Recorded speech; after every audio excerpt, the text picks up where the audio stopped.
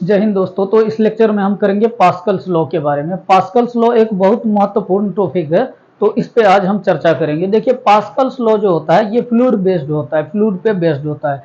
तो सबसे पहले हम थोड़ा सा हिंट्स आपको दे देते हैं फ्लूइड्स के बारे में। तो देखिए फ्लूइड्स कैसा होता है। देखिए फ्लूइड उसको बोलते हैं जिसमें कि बहने की टेंडेंसी हो, बहने की क्षमता जिसमें होता है उसी को हम क्या बोलते हैं, फ्लूइड बोलते हैं। तो जैसे देखिए, पानी एक जगह से दूसरे जगह बह के जा सकती है, गैस एक जगह से दूसरे जगह बह के जा सकती है। गैस हालांकि हम लोग को दिखता नहीं है लेकिन वो भी बहता है, इधर से उधर चलता है। तो ऐसे चीजों को क्या बोलते हैं, फ्लूइड बोलते हैं। तो फ्लूइड देखिए, फ्लूइड जो होता है वो तरह का होता है। फ्लूइड जो होता है ये तो दो तरह का होता है। एक होता है इनकम्प्रेसिबल, इन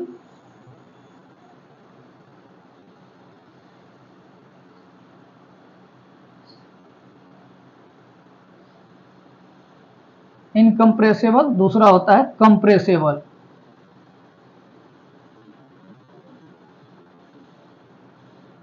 ये दो तरह का होता है, एक होता है इनकम्प्रेसिबल, एक होता है कंप्रेसिबल। अब देखिए, इनकम्प्रेसिबल जो होता है, इनकम्प्रेसिबल किसको बोलते हैं, वैसे फ्लूइड जिसका हम आकार को घटा बढ़ा नहीं सकते हैं, ठीक, जो फिक्स रहता है उसको हम इनकम्प्रेसिबल बोलते हैं। और अगर उसको आप नॉर्मल भाषा में समझना चाहें तो वैसे चीज जिसको हम दबा नहीं सकते हैं, वैसे चीज को हम क्या बोलते हैं, इनकम्प्रेसिबल बोलते हैं। जैसे आप अगर पानी को ले लेते हैं, एक गुब्बारा में पानी भर लीजिए या एक पाइप में पानी को भर लीजिए, पूरा पूरा भरा हुआ रहना चाहिए, दोनों तरफ से बंद होना चाहिए। उसको आप चाहिएगा दबा दें हम, तो नहीं दबेगा। वो तभी दबेगा जब उसको उस जिस चीज में आप रखे हैं, जिस कंटेनर में, जिस पाइप में रखे हैं, जब तक उससे बाहर नहीं निकलेगा तब तक वो पाइप नहीं दबेगा, वो कंटेनर नहीं दबेगा। जैसे आप दबाने का कोशिश कीजिएगा वो कहीं ना कहीं से फट के बाहर निकल जाएगा।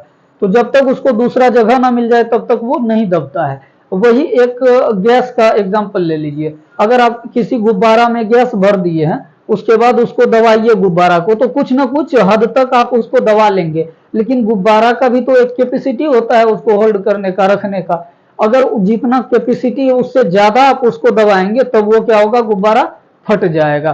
तो मतलब गैस को हम दबा सकते हैं। जैसे देखिए, गैस सिलेंडर जब भरवाने जाते हैं तो उसमें एक लीटर गैस भरवा लीजिए आप, ठीक, 1 लीटर गैस भरवा लिए। उसके बाद हम क्या करते हैं, उसको हम दबाते हैं। अगर उसी कंटेनर में, उसी गैस सिलेंडर में हम चाहे 4 लीटर गैस रखने के लिए, तो बोलते हैं उसको 4 लीटर भर दीजिए। तो 1 लीटर भरेगा तब फिर भी वो पूरे गैस सिलेंडर में फैल के रहेगा। और जब 4 लीटर भरेगा तब क्या होगा, वो गैस क्या करेगा, उस पर दबाव डालेगा, जो दूसरा गैस आएगा, दूसरा लीटर, वो दबाते जाएगा, दूसरा आते जाएगा। तो इस तरह से वो दबते दबते कम कम जगह लेने लगता है, जिसके कारण उसमें 4 लीटर अट जाता है। लेकिन कभी ये नहीं सुने होंगे आप कि इसमें अगर 1 लीटर पानी अटता है, 1 लीटर पानी, तो आप ये नहीं सुने होंगे कि इसको दबा के हम इसमें 2 लीटर पानी भर दें। 1 लीटर है तो इसको दबा के इतना दूरी में हटा दें और दूसरा लीटर भी इसमें भर दें, ऐसा नहीं सुने होंगे। लेकिन यही गैस है अगर, तो इसमें क्या करेंगे, अगर 1 लीटर गैस इसमें भरा हुआ है तो इसको दबा के हम 2 लीटर भी भर सकते हैं, अगर इसका कैपेसिटी 2 लीटर का है तब।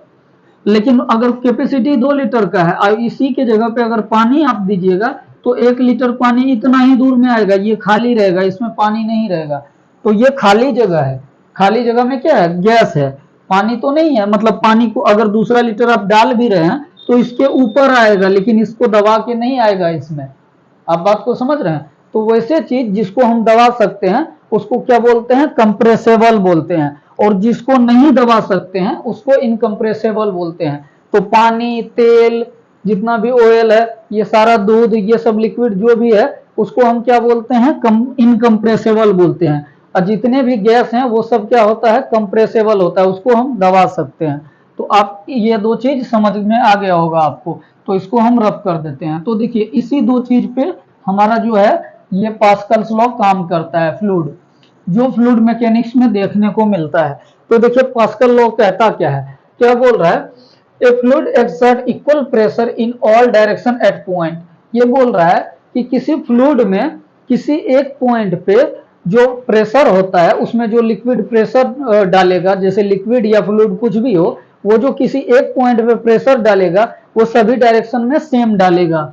देखिए जैसे ये कोई कंटेनर है, इसमें पानी भरा हुआ है, ठीक, ये मान लीजिए पानी भरा हुआ है। अगर हम इस पॉइंट पे ए पॉइंट पे प्रेशर देखें, इस लिक्विड के द्वारा जो इस पे प्रेशर लग रहा है, दबाव लग रहा है, वो क्या होगा, हर एक डायरेक्शन में सेम लगेगा। इधर से भी लगेगा, इधर से भी लगेगा, इधर से भी लगेगा, इधर से भी, सभी डायरेक्शन में सेम लगेगा, सभी डायरेक्शन से सेम प्रेशर लगेगा। अगर यहाँ पे 5 पास्कल लग रहा है तो इधर से भी 5 पास्कल, इधर से भी 5, इधर से भी 5, इधर से भी 5, सारे चारों तरफ से इसमें पूरे सभी डायरेक्शन से इसमें 5 पास्कल प्रेशर लगेगा। ये नहीं कि इधर से 5 लग रहा है और इधर से 7 लग रहा है, इधर से 8 लग रहा है, ऐसा नहीं होता है। वो सभी तरफ से इक्वली प्रेशर लगता है। लेकिन किसी एक पॉइंट पे ये बात ध्यान में रखिएगा। अब वही अगर इस चीज को हम इस नजरिए से देखें, देखिए अगर इसी चीज को इस तरह से, इसमें पानी है, अगर इसको ए मान लेते हैं, इसको बी मान लेते हैं, इस पॉइंट को और इस पॉइंट को ए, तो इस कंडीशन में क्या होगा, ए पे जितना प्रेशर लगेगा तो बी पे उतना नहीं लगेगा।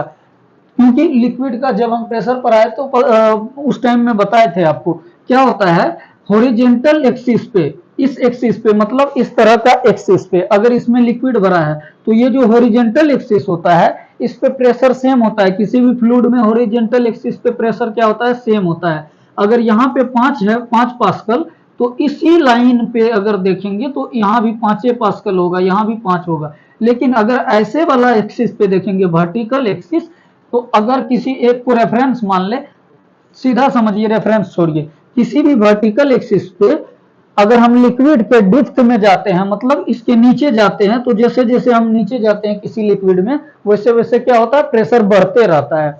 जितना हम नीचे जाएंगे उतना क्या होगा, प्रेशर बढ़ता जाएगा। लेकिन हॉरिजॉन्टल एक्सिस पे क्या होता है, प्रेशर सेम होता है। लेकिन सेम एक्सिस पे अब ये है हॉरिजॉन्टल और ये भी है, आप बोलेंगे कि इस पे 5 पास्कल है तो क्या इस पे भी 5 पास्कल होगा, ये भी तो हॉरिजॉन्टल है, तो नहीं, क्योंकि ये देखिए अगर इसको डेप्थ में देखेंगे तो यहां से यहां की कुछ ना कुछ क्या हो गया, डिस्टेंस हो गया, जो कि इससे नीचे है तो क्या होगा, इस पॉइंट का कुछ और रहेगा प्रेशर। लेकिन इस लाइन पे, इसी लाइन पे, इस वाले हॉरिजॉन्टल लाइन पे हर एक पॉइंट पे क्या होगा, प्रेशर सेम होगा इस सभी पॉइंट पे। बात समझ में आ गया होगा आपको। तो अब ये तो पहला लाइन हो गया, ए fluid exert equal pressure in all direction. क्या करता है, किसी फ्लूइड, कोई भी फ्लूइड क्या करता है, अपने अंदर किसी एक पॉइंट पे इक्वल प्रेशर को अप्लाई करता है। लिक्विड के थ्रू अप्लाई होता है इक्वल प्रेशर। तो ये बात समझ गई, ये तो छोटा मोटा बात है। अब दूसरी पॉइंट पे चलते हैं। देखिए दूसरी पॉइंट में पास्कल क्या बोलता है, if the pressure in an enclosed fluid is change at a particular point, the change is transmitted in every point of the fluid and to the walls of the container without being any diminished in magnitude। इसका मतलब क्या हुआ है, ये बोल रहा है कि अगर कोई कंटेनर है, मान लीजिए ये क्या है, कंटेनर है, इसमें लिक्विड भरा हुआ है, ठीक, इसमें लिक्विड भरा हुआ है, तो ये बोल रहा है कि अगर हम किसी पॉइंट पे देखें, अगर यहाँ पे हम ए पॉइंट मान ले, ठीक, यहाँ पे ए मान ले, या सीधा समझिए इस पॉइंट का प्रेशर को हम P1 मान ले, तो अगर हम डिप्थ में जाएंगे तो क्या होगा, प्रेशर बढ़ेगा। मतलब इस यहाँ अगर यहाँ P1 है तो यहाँ भी P1 नहीं हो सकता है, मान लेते हैं यहाँ का क्या है, P2 है, ठीक। और यहाँ पे हम क्या किए, एक कोई क्लैंप लगा दिए, ठीक, यहाँ पे क्या किए, एक क्लैंप लगा दिए, ठीक। और यहां से हम क्या कर रहे हैं कि प्रेशर डाल रहे हैं P, यहां से P प्रेशर डाल रहे हैं। तो ये जो P प्रेशर डालेंगे, कोई इनक्लोज्ड मतलब होता है कि क्लोज होना चाहिए। ये मान के चलिए पानी अगर रखिएगा तो वो तो कहीं ना कहीं से क्लोज रहेगा, तभी तो उसमें पानी आएगा, नहीं तो वो क्या होगा, बिखर जाएगा। तो इस तरह के एक क्या करेंगे, इनक्लोज्ड लेंगे, कंटेनर लेंगे, उसमें पानी डालेंगे या कोई लिक्विड डालेंगे, और उस पे अगर हम किसी एक क्लैंप लगा दिए और उस पे अगर हम प्रेशर डालेंगे, एक्सटर्नल प्रेशर, मान लीजिए एक्सटर्नल प्रेशर हम P डाले, तो ये जो प्रेशर होगा वो सभी पॉइंट पे सेम एक्सर्ट करेगा, सेम डिस्ट्रीब्यूट होगा, ट्रांसमिटेड होगा। यहाँ देखिए सेम ट्रांसमिटेड, ये क्या करेगा, सेम ट्रांसमिट होगा। अगर यहाँ का P1 था इस पॉइंट पे प्रेशर, अगर हम उसमें P डाल दिए तो यहाँ P1 प्लस P आ जाएगा, ये P सभी पॉइंट पे सेम लगेगा। अगर यहाँ P2 है तो यहाँ पे अब P2 प्लस P लगने लगेगा, मतलब P सभी जगह आ जाएगा। अगर यहाँ का P1 था तो P1 प्लस P हो गया, P2 था तो P2 प्लस P हो गया। अगर यहाँ मान लेते हैं पहले से P3 प्रेशर था तो अब यहाँ पे P3 प्लस P हो जाएगा, मतलब ये P जो है वो सभी पॉइंट पे इक्वली डिस्ट्रीब्यूट हो जाएगा, सभी पे इक्वली ट्रांसमिट होगा। डिस्ट्रीब्यूट नहीं, ट्रांसमिट समझ लिए। सभी पॉइंट पे क्या होगा, इक्वली ट्रांसमिट होगा, सभी जगह इक्वली जाएगा, कहीं भी कम और ज्यादा नहीं जाएगा, सब जगह सेम जाएगा, सेम फ्लूइड में। ठीक, तो आपको ये बात समझ में आ गया होगा। तो अब देखिए इसको हम, ये तो उन्होंने बताया है, अगर बताया है तो इसका कुछ ना कुछ प्रूफ भी होगा। तो चलिए हम प्रूफ देखते हैं और देखते हैं कैसे ये बराबर होता है। ठीक, तो देखिए मान लेते हैं, इसको हम मिटा देते हैं। अच्छा, प्रेशर का फॉर्मूला, मान लीजिए यहाँ पे कोई लिक्विड है, अगर यहाँ पे P1 है प्रेशर, यहाँ पे P2 है इस पॉइंट पे, यहाँ पे P1 है, तो P1 बराबर क्या हो जाएगा, P1 बराबर, मान के चलिए ये लिक्विड है यहाँ से इधर भरा हुआ, तो यहाँ से अगर P1 का हाइट हम देखते हैं तो यहाँ से ये है P1 इस पॉइंट पे, तो यहाँ का H1 है मान लेते हैं, और यहाँ पे इस पॉइंट पे क्या है, यहाँ तक P2 है, तो इस वाले डिस्टेंस को हम H2 मान लेते हैं। तो P1 बराबर क्या हो जाएगा, रो जी H1। रो क्या है, डेंसिटिविटी ऑफ लिक्विड, इस डेंसिटी ऑफ लिक्विड, डेंसिटिविटी नहीं density, density of liquid, density मतलब क्या होता है, घनत्व, सघनता। अब इसके बीच में जो बॉन्ड होता है एक दूसरे के बीच, एक दूसरे आइटम के बीच, वो काफी मजबूत होता है, वही सघनता, कितने ज्यादा से ज्यादा मजबूती से वो पकड़ के रखा है, उसी को क्या बोलते हैं, डेंसिटी बोलते हैं। तो रो डेंसिटी होता है, जी क्या होता है, ग्रेविटेशनल फोर्स होता है, जिसको ग्रेटिविटी बोलते हैं। ठीक, H1 क्या होता है, ये H1 इसका हाइट होता है, ये क्या है, हाइट है। P हम किस पॉइंट पे प्रेशर को देखते हैं, उसको टॉप से लेके किस पॉइंट पे देख रहे हैं उस पॉइंट तक की दूरी को क्या बोलेंगे, हाइट बोलेंगे। तो ये है डेंसिटी, ये है ग्रेविटी, और ये क्या है, H1 डिस्टेंस है। तो उसी तरह से अगर H2 ये P2 का वैल्यू निकाले, P2 पॉइंट पे, इस पॉइंट पे P2 का प्रेशर, तो क्या हो जाएगा, रो जी और H2, क्योंकि यहां से यहां का डिस्टेंस क्या है, H2। तो ये आपको समझ में आ गया होगा, ये प्रेशर का फॉर्मूला होता है। अब देखिए, अब इसको हम मिटा देते हैं, अब इसको हम प्रूफ करते हैं। प्रूफ जो करते हैं, क्या प्रूफ करेंगे, ये जो दिया हुआ चीज है कि एवरी पॉइंट पे क्या होता है, ट्रांसमिटेड होता है, सेम प्रेशर ट्रांसमिटेड होता है। तो सेम अगर प्रेशर ट्रांसमिट होगा कोई एक्सटर्नल प्रेशर फ्लूइड में, तो उसको हम प्रूव करके देखेंगे कि होता कैसे है। देखिए, मान लेते हैं कि ये कोई कंटेनर है,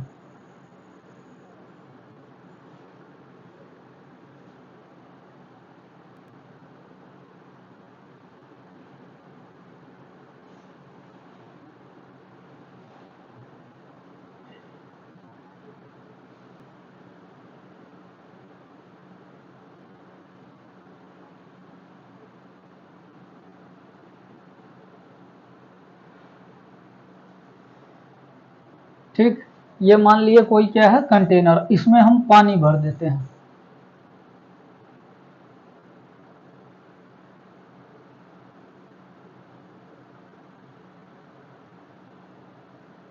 ठीक, इसमें क्या किए, हम लिक्विड को भर दिए। अब देखिए, अगर हम इस लिक्विड में मान लेते हैं यहां से क्या है, यहां से पानी भरा हुआ है, ठीक, तो अगर हम इस लिक्विड में ऊपर से हम फोर्स डालें, यहाँ जो लिक्विड लिए हैं, लिक्विड भी क्या है, एक तरह का फ्लूइड है, अभी बताए थे, इनकम्प्रेसिबल फ्लूइड है। अगर हम इस पे प्रेशर डालें, ठीक, या फोर्स डालें, हम कह लेते हैं कि यहाँ से फोर्स डालें, तो मान लेते हैं कि ये जो लिक्विड है, ये लिक्विड क्या होता है, दब जाता है। और अभी आपको बताया कि लिक्विड दबता नहीं है कभी भी, इनकम्प्रेसिबल होता है, तो ये दबेगा नहीं। लेकिन अगर इधर से खुला हुआ है, तो अगर हम इधर से दबाएंगे तो ये लिक्विड यहां तक है, तो ये क्या होगा, ऊपर शिफ्ट हो जाएगा, ऊपर खिसक जाएगा। अब मान के चलिए, अगर किसी पाइप में यहां से आप पानी डाले हैं, दोनों का हाइट इतना है, यहां से भरा हुआ है, और इस पानी को अगर इधर से दबाएंगे तो ये पानी ऊपर नहीं निकल जाएगा, इधर से खुला हुआ है तो ये ऊपर उठ जाएगा। तो वही होता है, अगर हम यहां से फोर्स डालेंगे तो ये लिक्विड मान के चलिए यहां पे आ गया, ठीक, यहाँ से नीचे आ गया, इस लाइन से नीचे आ गया लिक्विड, इसको इतना, ये वाले जो एरिया था, इस वाले एरिया को हम दबा के शिफ्ट कर दिए नीचे। तो जब हम दबाए इसको नीचे, F से हम फोर्स लगाए F यहाँ पे, तो ये क्या हुआ, इतना ऊपर उठ गया। अब इतना जो एरिया का पानी था यहाँ पे, इतना एरिया का जो लिक्विड था, तो वो क्या करेगा, इसमें रहेगा तो नहीं, इसमें तो, इसके अंदर तो रह नहीं पाएगा क्योंकि इनकम्प्रेसिबल है। तो वो क्या करेगा, इधर उठ जाएगा ऊपर। तो पहले यहां तक था, अब मान लेते हैं कि इसमें आ गया, इस जो ये जो खाली एरिया था, इस एरिया में ये आ गया, यहाँ पे इसको कवर कर लिया। इधर से हम दबाए, यहाँ पे शिफ्ट किए, ठीक, और ये कहाँ चले गए, यहाँ से ऊपर उठ गया इतना। तो देखिए एक बात समझिए, अगर इस एरिया में मान लेते हैं कि 1 लीटर पानी है, 1 लीटर है, तो 1 लीटर पानी को अगर आप दबा के नीचे किए हैं, तो यहां से भी यहां तक पहले पानी था, तो ऊपर भी कितना पानी जाएगा, 1 लीटर ही पानी जाएगा, क्योंकि 1 लीटर को आप नीचे दबाए हैं, तो ऊपर भी कितना जाएगा, 1 लीटर ही जाएगा। तो यहाँ पे क्या होगा, 1 लीटर ही पानी ऊपर जाएगा, मतलब हम जितना दबाए उतना ही गया, वही हुआ है। उसके बाद देखिए, अगर हम मान लेते हैं कि इसका एरिया क्या है, A1 है, इस वाले का एरिया हम मान लेते हैं, इस वाले का एरिया A1 है, और इस वाले जो शिफ्ट हुआ है ऊपर, इसका एरिया A2 है, ठीक। ये वाला जो है, इसका एरिया देखिए, इसका एरिया कुछ और है, और यहां से यहां तक का इसका एरिया देखिए कुछ और है, ये छोटा है, और ये कितना है, बड़ा है यहाँ का एरिया। तो इसलिए हम पहले सीधा सिंपल मानते हैं, ये A1 है, ये A2 है, ठीक। अगर इसमें फोर्स लगा है, तो ये क्या हुआ, पानी यहाँ से नीचे खिसक गया, पहले यहाँ तक था, अब यहाँ पे आ गया, इसके नीचे आ गया, क्योंकि ये पिस्टन क्या किया, ये जो पिस्टन है, ये इसको पानी को दबाते दबाते यहाँ आ गया, ये पिस्टन यहाँ पे आ गया। जब यहाँ पे आया तो ये पानी इधर से यहाँ से ऊपर निकल गया, ऊपर आ गया, यहाँ तक आ गया, पहले यहाँ तक था, अब यहाँ तक आ गया। तो जब ये पिस्टन को दबाया, तो पानी को यहाँ से यहाँ तक क्या किए, डिस्प्लेस किए, ये पानी क्या हुआ, यहां से यहां आ गया, यहां से नीचे आ गया, तो इतना जगह को क्या किया, डिस्प्लेस किया, डिस्टेंस को डिस्प्लेस कर दिए। तो मान लेते हैं ये जो डिस्प्लेसमेंट है, इसको हम D1 मान लेते हैं, इस वाले हाइट को, और ये जो यहां से ऊपर गया है, इतनी दूरी जो ऊपर बढ़ा है, इसको हम D2 मान लेते हैं, ठीक। तो देखिए यहां ये तो हो गया। अब मान लेते हैं कि यहाँ का प्रेशर क्या है, यहाँ का प्रेशर P1 है, यहाँ का प्रेशर P1 है, और यहाँ का जो प्रेशर है, यहाँ का, यहाँ जो इस यहाँ पे फोर्स लग, यहाँ देखिए, यहाँ फोर्स देंगे तो फोर्स है, और यहाँ पे एरिया, अगर फोर्स देंगे तो यहाँ प्रेशर जनरेट होगा, तो यहाँ का प्रेशर P1 है, और यहाँ जो लगा फोर्स, इधर से इस पानी पे जो हम फोर्स दिए, इस लिक्विड पे फोर्स दिए, तो ये लिक्विड क्या करेगा, यहाँ पे इधर फोर्स लगाएगा, जिसके कारण से ये पानी ऊपर उठा था। तो ये वाले फोर्स को हम F2 मान लेते हैं, ठीक, ये वाले फोर्स को, और यहाँ पे दिखा देते हैं, यहाँ तो ऐसे फोर्स दिए, यहाँ पे पानी के कारण ऊपर लगेगा फोर्स, तो इसको F2 मान लेते हैं, ठीक। और इस एरिया को हम क्या मान लिए, A2 मान लिए, और यहाँ जो प्रेशर था P1 मान लिए, और यहाँ का प्रेशर को P2 मान लिए, ठीक। इतना बात समझ में आ गया आपको। अब देखिए यहाँ का जो एरिया है, देखिए पानी क्या होता है, अगर यहाँ से 1 लीटर पानी खिसका है, तो आपको बताया यहाँ भी क्या होगा, 1 लीटर ही पानी ऊपर जाएगा, 1 लीटर पानी को दबाए हैं आप, तो 1 लीटर पानी ही ऊपर जाएगा। और जब 1 लीटर पानी ऊपर जाएगा, तो यहाँ अगर 1 लीटर पानी इतना एरिया में रह सकता था, तो वहां भी उतना ही एरिया में रहेगा, क्योंकि एरिया 1 लीटर पानी सब जगह सेम ही एरिया को कवर करेगा। ये नहीं कि यहाँ पे 1 लीटर पानी इतना एरिया को कवर कर रहा है और वहां पे इतना कर लेगा, ऐसा नहीं है, सेम ही एरिया को कवर करेगा। तो यहाँ देखिए सेम एरिया को कवर करेगा, तो इसका जो वॉल्यूम होगा, वॉल्यूम क्या होगा, सेम हो जाएगा दोनों जगह, जितना वॉल्यूम में यहाँ पे 1 लीटर पानी रहेगा, उतना ही यहाँ भी रहेगा। तो इस तरह से हम कह सकते हैं कि यहाँ पे वॉल्यूम ऑफ कंजर्वेशन लग रहा है। वॉल्यूम ऑफ कंजर्वेशन उसको बोलते हैं कि जितना मैंने काम किया उतना ही काम वहां पे मिला। इस तरह का काम जब होगा तो उसी को क्या बोलते हैं, हम कंजर्वेशन बोलते हैं। तो यहाँ वॉल्यूम सेम हो रहा है, जितना यहाँ पे खिसका रहे हैं, वॉल्यूम को खाली कर रहे हैं, उतना ही वॉल्यूम यहाँ पे भर रहा है। तो इस तरह से वॉल्यूम कंजर्वेशन लग रहा है। तो हम लिखेंगे अकॉर्डिंग टू वॉल्यूम कंजर्वेशन, ठीक। फर्स्ट पॉइंट में देखिए वॉल्यूम कंजर्वेशन,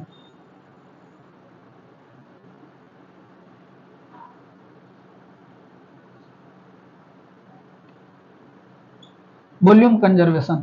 तो वॉल्यूम कंजर्वेशन यहां से क्या हो जाएगा, यहां का वॉल्यूम क्या हो जाएगा, A1 और इनटू D1, यहाँ का डिस्प्लेसमेंट क्या है D1। देखिए वॉल्यूम बराबर होता है एरिया गुना हाइट, या तो वॉल्यूम बराबर आप पढ़े होंगे जब रेक्टेंगुलर हम यहाँ पे मान के चले हैं तो LBH होता है, जिसमें लेंथ ब्रेथ और हाइट होता है। अगर लेंथ ब्रेथ को हम अगर सिर्फ लेंथ और ब्रेथ को हम मल्टीप्लाई करते हैं तो एरिया निकलता है, किसी चीज का एरिया निकलता है। तो अगर रेक्टेंगल का हम यहाँ का एरिया निकालेंगे तो लेंथ इंटू ब्रेथ हो जाएगा। और अगर वॉल्यूम है तो वॉल्यूम हमेशा 3D पार्टिकल्स का होता है, 3D कंटेनर का होता है, तो उसमें हाइट भी होगा। तो जब हाइट से गुना करेंगे तो क्या बन जाता है, वॉल्यूम बन जाता है। इसलिए D1 क्या है, यहाँ का हाइट है, डिस्प्लेसमेंट है, तो इसलिए हम D1 को गुना किए। तो ये हो गया यहाँ का वॉल्यूम, और जितना वॉल्यूम यहाँ खिसकेगा उतना ही पानी यहाँ भी ऊपर आएगा, तो इसलिए दोनों बराबर होगा। तो यहाँ का वॉल्यूम क्या हो जाएगा, A2 इंटू D2। ठीक, अब देखिए इसका हम मान लेते हैं क्या, इसको हम इक्वेशन 1 मान लेते हैं। अब देखिए अगर यहाँ पे 1 लीटर पानी को घसकाए हैं, ऊपर नीचे खिसकाए हैं, तो जितना को खिसकाए हैं उतना ही ये भी, ये जो फोर्स लगेगा पानी के द्वारा, ये भी उसको उतना ही पानी को खिसकाएगा, उतना ही काम करके देगा। अगर आप 1 लीटर पानी को नीचे दबा दिए तो ये क्या करेगा, ये वाला पानी वाला फोर्स 1 लीटर पानी को ऊपर उठा देगा। मतलब काम भी आपको सेम करके देगा, सेम काम करके देगा, इक्वली काम करके देगा। तो यहाँ वर्क डन भी हुआ है, मतलब काम भी हुआ है, क्योंकि डिस्प्लेसमेंट हुआ है तो क्या हुआ है, काम भी हुआ है। आप फिजिक्स में पढ़े होंगे कि किसी भी चीज पे अगर एक्सटर्नल फोर्स लगता है और वो जिस चीज पे लगता है अगर वो डिस्प्लेस कर जाता है, एक जगह से दूसरी जगह खिसक के चल जाता है, तो वहां कुछ ना कुछ काम होता है। तो मतलब यहाँ पे काम हुआ है, जो कि काम जो यहाँ पे हुआ है वो उतना ही वहां भी हुआ है, तो दोनों काम इक्वल हुआ है। तो यहाँ हम क्या लिख सकते हैं, वर्क डन लिख सकते हैं, according to work done, work done.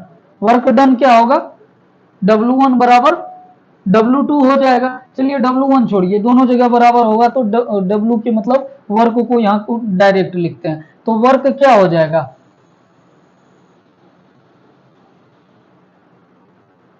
F into D1, नहीं F नहीं, F1, इसको F1 माने हैं वहां F2, तो F1 इंटू D1 बराबर क्या हो जाएगा, F2 इंटू D2।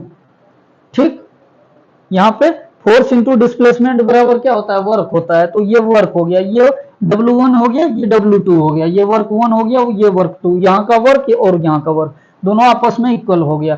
ठीक, अब देखिए अगर इस इक्वेशन को हम 2 मान लें और इक्वेशन 2 में इक्वेशन 1 से हम डिवाइड कर दें, तो देखिए क्या होगा। हम इसको क्या करते हैं, इक्वेशन 2 को इक्वेशन 1 से डिवाइड कर देते हैं। मेरे पास जगह कम है इसलिए हम भाषा नहीं लिख रहे हैं, आप यहाँ डेफिनेशन लिख सकते हैं कि dividing by equation 1 in equation 2, मतलब इक्वेशन 1 से हम इक्वेशन 2 में भाग दे रहे हैं। तो देखिए डिवाइड कर दीजिए, यहाँ पे हम क्या लिखते हैं, इससे भाग देते हैं, तो ये क्या हो जाएगा A1 इंटू D1, और इधर इससे भाग देंगे, ये वाला नीचे वाला से, तो ये क्या आ जाएगा A2 इंटू D2। अब देखिए यहां से D1 कट गया, यहां से D2 कट गया, तो यहां पे क्या बचा, यहां बचा F1 अब बटे A1, सिर्फ A1 बचा है, देखिए A1, और बराबर इधर देखिए क्या बचा, D2 कट गया है, सिर्फ बचा F2 अब बटे A2 बचा है, A2। अब देखिए फोर्स अपॉन एरिया बराबर प्रेशर होता है, ये फॉर्मूला है, फोर्स अपॉन एरिया बराबर क्या होता है, प्रेशर। तो F1 बटे A1 है, तो इसको हम क्या लिख सकते हैं, P1 लिख सकते हैं, ये प्रेशर है। और प्रेशर अगर F1 यहां लगेगा तो प्रेशर भी तो यहां का ही देखेंगे ना, तो इस प्रेशर को हम क्या बोल सकते हैं, P1 बोल सकते हैं। F1 बटे A1 को हम क्या बोल सकते हैं, P1 बोल सकते हैं। तो इस चीज को देखिए, इस चीज को हम इधर लिख रहे हैं कोने में, चूंकि हमारे पास जगह कम है, नहीं तो अब इसको हम मिटा दें, चलिए इसको रहने देते हैं, यहीं पे बताते हैं आपको। इसको हम लिखते हैं क्या, P1 लिख लिए इस पूरे को, F1 बटे A1 को P1, अब बीच में बराबर है, यहाँ बराबर दे दिए। F2 बटे A2 को क्या लिखेंगे हम, P2 लिखेंगे। तो अब देखिए आप पहले जो माने थे यहाँ पे कि यहाँ का प्रेशर A1 है और यहाँ का प्रेशर यहाँ का प्रेशर P1 है और यहाँ का प्रेशर P2 है, तो वो देखिए ये क्या है, दोनों इक्वल है, P1 बराबर P2 है। और जब दोनों जगह बराबर ही है तो यहाँ पे P1 बोलिए या यहाँ पे P1 बोलिए या यहाँ पे P1 बोलिए, तो क्या हो रहा है, जो हम प्रेशर अप्लाइड कर रहे हैं, यहाँ से जो प्रेशर बन रहा है वही प्रेशर सभी जगह जा रहा है। यहाँ भी P1 होगा, यहाँ भी P1, यहाँ भी P1, यहाँ भी P1 होगा, क्योंकि P2 तो हम अभी माने हैं, लेकिन जब दोनों बराबर ही है तो यहाँ भी P1 बोल सकते हैं। तो कहने का मतलब क्या है, ये P1 और ये P2 जो है दोनों फोर्स आपस में क्या है, इक्वली है, ये दोनों जगह पे क्या है, बराबर है। तो इससे क्या पता चलता है कि यहाँ जो फोर्स लग रहा है वही वहां भी लग रहा है। तो यहां से क्या है कि ये P1 और P2 क्या होगा, दोनों बराबर होगा। तो वही चीज ये बताया है कि जितना हम प्रेशर को इसमें ट्रांसमिट करेंगे, किसी लिक्विड में ट्रांसमिट करेंगे प्रेशर, उतना ही प्रेशर सभी पॉइंट पे लगेगा, सेम लगेगा। अगर यहाँ पे प्रेशर P1 लगा था तो यहाँ भी P1 लगेगा, यहाँ भी P1, यहाँ भी P1, यहाँ भी P1, सब जगह बराबर ही लगेगा। देखिए बराबर आ गया ना। तो इसी चीज को पास्कल समझाया है और यही पास्कल्स का लॉ है। पास्कल्स एक बहुत महान वैज्ञानिक थे, पास्कल बाबा छोटे मोटे वैज्ञानिक नहीं थे, और यही नियम दिया जिसके कारण हम बहुत बड़े बड़े सामान बनाते हैं। जैसे पास्कल्स के लॉ पे ही हाइड्रोलिक जैक वगैरह काम करता है, हाइड्रोलिक जैक, हाइड्रोलिक प्रेशर पे जो काम करता है हाइड्रोलिक जैक, जैसे भी जो देखे हैं ऐसे मिट्टी लेता है उधर रख देता है वो भी। उसके बाद हाइड्रोलिक जैक के पास्कल्स के थ्योरी पे ही वो जो प्लेन उड़ता है, रॉकेट उड़ता है, वो क्या उड़ता है, प्रेशर के सिद्धांत पे ही। तो प्रेशर क्या है, प्रेशर पास्कल है, पास्कल ही प्रेशर का लॉ दिया है। ठीक, पास्कल जो लॉ दिया है वो प्रेशर पे ही दिया है, प्रेशर पे ही बेस्ड दिया है, प्रेशर को ही बताया है, तो वो भी प्रेशर पे चलता है। तो जितने भी हाइड्रोलिक जैक होते हैं, हाइड्रोलिक प्रेशर पे काम करने वाले, वो सारे क्या होते हैं, पास्कल लॉ पे बेस्ड होते हैं। तो चलिए इससे रिलेटेड हम एक छोटा सा न्यूमेरिकल देख लेते हैं इस लेक्चर में। तो हम इसको क्या करते हैं, इरेज कर देते हैं, मिटा देते हैं। आप इसको वीडियो को पॉज करके नोट कर सकते हैं। तो इसको हम मिटा देते हैं अब। ठीक,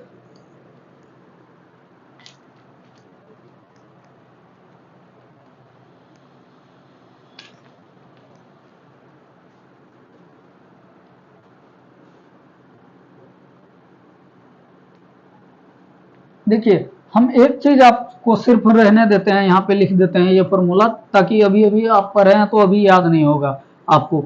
F1 बटे A1 बराबर क्या होता है, P होता है। इसको P1 बोले थे हम, जो नीचे आया था।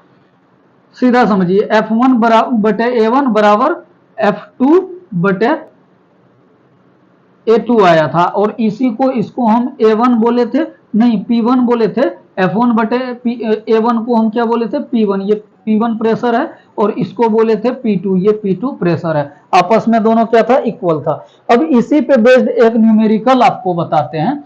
देखिए इसको हम मिटा देते हैं। ठीक, अब सिंपल समझिए, इसमें क्या है, लिक्विड भरा हुआ है। यहाँ पे एक पिस्टन लगा दिए, पिस्टन लगा दिए, यहाँ पे एक फोर्स डाले हम। फोर्स कितना डाले, मान के चलिए यहाँ क्या किए, एक आदमी को बैठा दिए। मान के चलिए हम ही इस पे बैठ गए, यहाँ पे क्या किए, इस पिस्टन पे बैठ गए। ठीक, पिस्टन पे बैठ गए, मेरा वेट है 50 kg। ठीक, तो मतलब यहाँ पे देखिए गिवन में हम न्यूमेरिकल आपको दे देते हैं। देखिए गिवन वेट कितना दे दिए, वेट यहाँ पे लिखते हैं, वेट दे दिए हम कितना, 50 kg, 50 kg। ठीक, और यहाँ का जो एरिया है, इसका जो एरिया है, इसका यहाँ का वो एरिया हम क्या दे दिए, क्या दे दिए, A1 बराबर दे दिए हम 0.2 मीटर। इसका एरिया दे दिए आपको 0.2 मीटर, और यहाँ जो है एरिया, इसका एरिया दे दिए A2 बराबर 2 मीटर। ठीक, और यहां जो फोर्स लग रहा है, आपको सीधा बोल दिए कि अब निकालना क्या है, F1 बराबर वट और F2 बराबर वट। ठीक, इस तरह का ये आपको गिवन दे देगा, बोल देगा कि कोई लोड है, कोई लोड है, उसके जिसका लोड कितना है, 50 kg का लोड लग रहा है किसी पिस्टन पे, और जिस पिस्टन पे 50 kg का लोड लग रहा है उसका एरिया 0.2 मीटर है, और उसके बाद 0.2 मीटर है, और दूसरे साइड का एरिया दे देगा आपको कितना, 2 मीटर, और बोल देगा कि आपको जहां पे ये 50 kg का वेट लग रहा है वहां का फोर्स निकालिए, और इधर का फोर्स जो बड़ा वाला एरिया है A2, वहां का फोर्स निकालिए। तो आप इसको कैसे निकालेंगे? तो देखिए अभी अभी आपने पढ़ा है, पहले तो देखिए F1 निकाल लेते हैं। तो यहाँ पे फोर्स हमको दिया है, अगर F1 निकालना चाहें, F1 बराबर, देखिए F बराबर क्या होता है, mg होता है, आप पढ़े होंगे जब न्यूटन लो।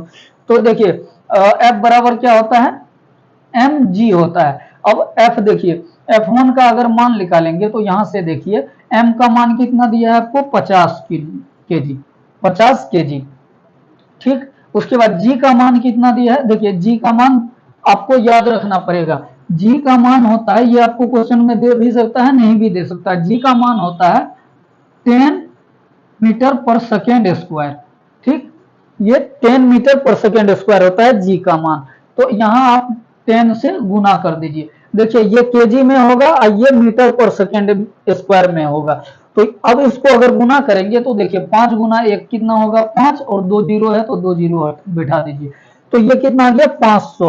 और केजी यहाँ क्या है, मीटर पर सेकेंड स्क्वायर, और केजी मीटर पर सेकेंड स्क्वायर को हम क्या बोलते हैं, न्यूटन बोलते हैं। तो ये मिलकर ये क्या हो गया, न्यूटन हो गया, इसको हम न्यूटन बोल सकते हैं। और यही मेरा फोर्स निकल गया।